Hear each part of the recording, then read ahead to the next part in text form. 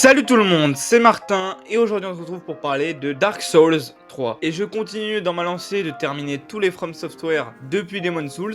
D'ailleurs en passant j'ai désormais fini tous les Souls-like de From Software. Mais il me reste encore Armored Core 6 et peut-être Déraciné si je le rajoute après. Ainsi que Demon's Souls 2009 que je compte aussi faire sachant que j'ai fait le remake déjà. Mais je compte aussi faire l'original pour faire un petit comparatif. Mais en tout cas la fin s'approche. Depuis le temps que j'attendais de faire ce jeu, que j'en entendais parler par-ci par-là, que c'était un des meilleurs jeux de From Software apparemment, et bah aujourd'hui je l'ai enfin fait, on va pouvoir en parler tout de suite. Bon, pour finir, le jeu est très stylé, on a réellement l'impression de jouer à un Souls-like moderne, du moins au niveau graphique, parce qu'au niveau du reste c'est assez ressemblant au premier Dark Souls, avec bien sûr quand même pas mal d'améliorations. Ils ont aussi repris quelques éléments de Dark Souls 2 mais très peu étant donné que Dark Souls 2 avait pas très bien marché, mais quoi qu'il en soit, c'est quand même un nouveau jeu qui apporte ses nouvelles mécaniques et que je trouve quand même assez intéressant. Tout d'abord au niveau des roulades, c'est une assez grande révolution. Bon, elles sont quand même moins bien que dans Elden Ring, mais bon, Elden Ring c'est quand même bien après. Parce que vraiment, comparé au 1 et au 2, les roulades sont beaucoup mieux. Après, faut pas oublier qu'on avait Bloodborne aussi qui avait d'assez bonnes esquives, mais pour moi on est à peu près au même niveau sur ce plan-là. Bon, sur ce qui est du gameplay, comme la plupart des From Software, à part Sekiro qui change pas mal, il y a pas grand-chose qui change. Pareil, le système de stats, toujours aussi long et chiant à up. Mais bon, c'est vrai qu'une fois que c'est bien up, c'est assez gratifiant, mais bon, c'est quand même très long à up. Et c'est ça que je trouve peut-être un poil chiant dans les Souls-like. Alors ok, vu que c'est des jeux durs, c'est normal qu'on puisse pas améliorer ses stats de dingue pour niquer les boss, mais je trouve quand même que c'est plutôt lent comme système. Après, dans ce jeu, il y a des bêtes de musique. Je pense que Dark Souls 3 doit être un des jeux de la série qui a les meilleures musiques, parce que vraiment, déjà, elles sont toutes bien. Et la musique du main menu, je peux rester dessus pendant des années tellement la musique est dingue.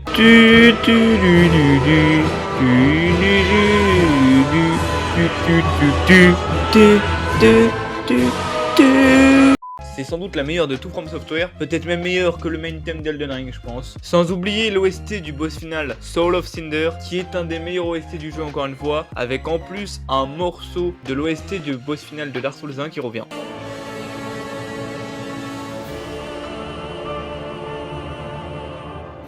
Sans oublier l'OST de Vort, qui est absolument mythique. D'ailleurs, tout à l'heure, on parlait de Soul of Cinder, mais attendez, c'est pas fini, faut qu'on continue de parler de ce boss. Déjà, il est trop stylé, tu le vois dès le début sur la boîte du jeu, partout. Il est trop stylé, d'accord? Il a un charisme surnaturel.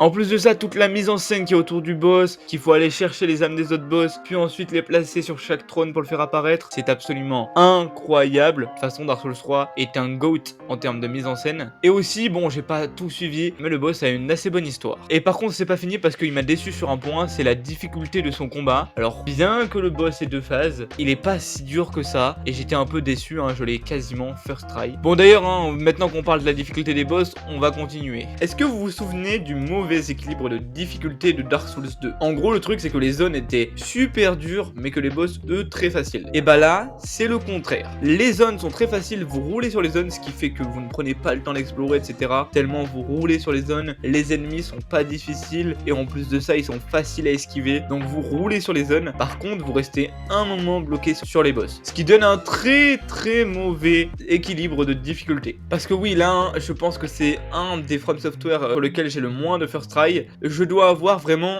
un first try je pense. Et je rigole même pas, vous allez me dire comment t'as fait pour les boss puzzle tels que Yorm. Bah Yorm c'est simple, la première fois que je l'ai fait je savais pas du tout comment on faisait pour le battre, et après j'ai appris une arme etc. Mais sinon vraiment tous les boss sont très durs. Il y a beaucoup de boss sur lesquels je suis resté bloqué plus d'un jour, notamment mon boss préféré je pense qui est super dur, le veilleur des abysses. Alors ce boss là il est vraiment super dur, croyez-moi. Bon, il y a un boss qui m'a vraiment marqué, c'est l'arbre maudit. Bon, tout d'abord parce que vraiment il était super dur encore une fois, mais pour une autre raison, c'est que pour le battre il faut frapper ses couilles comme un frappuccino. Really, nigga? Mais regardez-moi cette paire de boules, il doit avoir un torticolis à force. Bon, un autre truc qui est incroyable dans ce jeu, c'est les panoramas. En effet, je trouve que la trilogie Dark Souls, ainsi que tous les From Software en fait, ont toujours eu des panoramas magnifiques. Mais sérieusement, regardez-moi ça, c'est une putain d'œuvre d'art. Ah, j'aime bien.